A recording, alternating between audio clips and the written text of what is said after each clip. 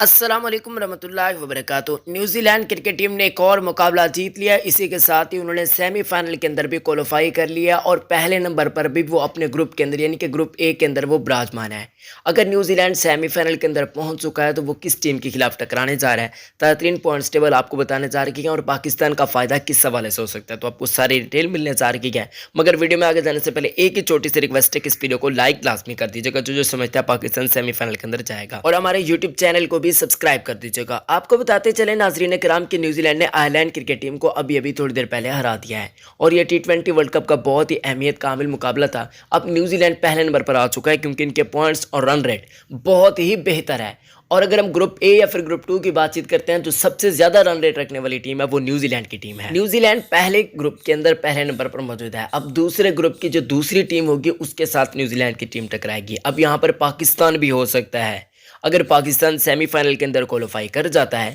جو کہ آئی سی سی بھی اس کو کنفرم کر دے گا کیونکہ پاکستان کا رن ریٹ بھی بہت بہتر ہے۔ اگر پاکستان ایک میچ جیت جاتا ہے، ادھر سے بارش یا پھر باہر افریقہ ہار جاتا ہے، تو ایسے میں پاکستان سیدھا چلا جائے گا سیمی فائنل کے اندر کیونکہ پاکستان کا بھی رن ریٹ بہت بہتر ہے۔ یعنی اگر پاکستان سیمی فائنل کے اندر گیا تو پاکستان کا مقابلہ تقریباً نیوزی لینڈ کی ٹیم کے ساتھ ہونے جا رہا ہے۔ ویڈیو کو لائک کر دیجیے گا اسی خوشی میں، اور چینل کو بھی سبسکرائب کر دیجیے گا۔